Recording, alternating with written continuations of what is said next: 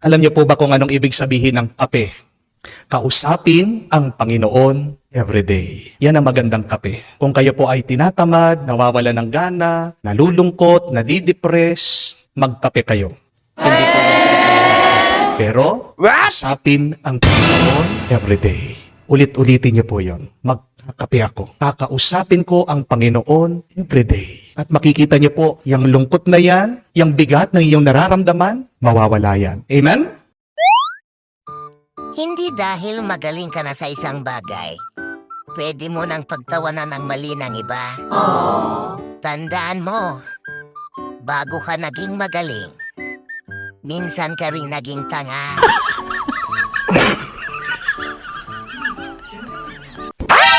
Kung pangit ako sa paningin mo, hindi ko kailangan baguhin ang sarili ko. Palitan mo yung mata mo.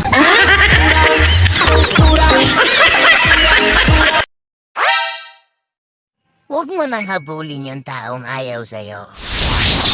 Baka madapa ka pa. Tandaan mo, hindi sakop ng PhilHealth ang pag-ibig.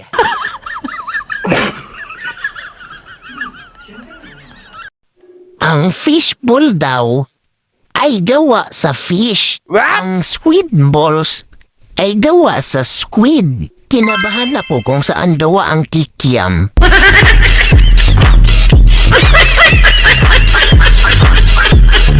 Dear problema, huwag mo muna akong istorbohin kasi busy pa ako. Doon ka muna sa nanonood nito.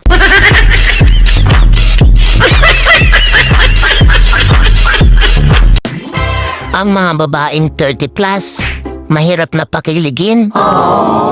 Gusto na lang nila pera. Kahit itanong mo pa sa nagbabasa. Ito ang mga benefits kapag ka-close mo ang tagalista sa barangay nyo. Una, 3 beses kang makakalista sa tupad. Kaya 3 beses ka din sa sahod. Pangalawa, 3 beses kang makakasali sa aakap. Jackpot, di ba? Pangatlo, lagi kang kasama sa ayuda. Hindi lang para sa'yo, kundi para sa buong pamilya mo.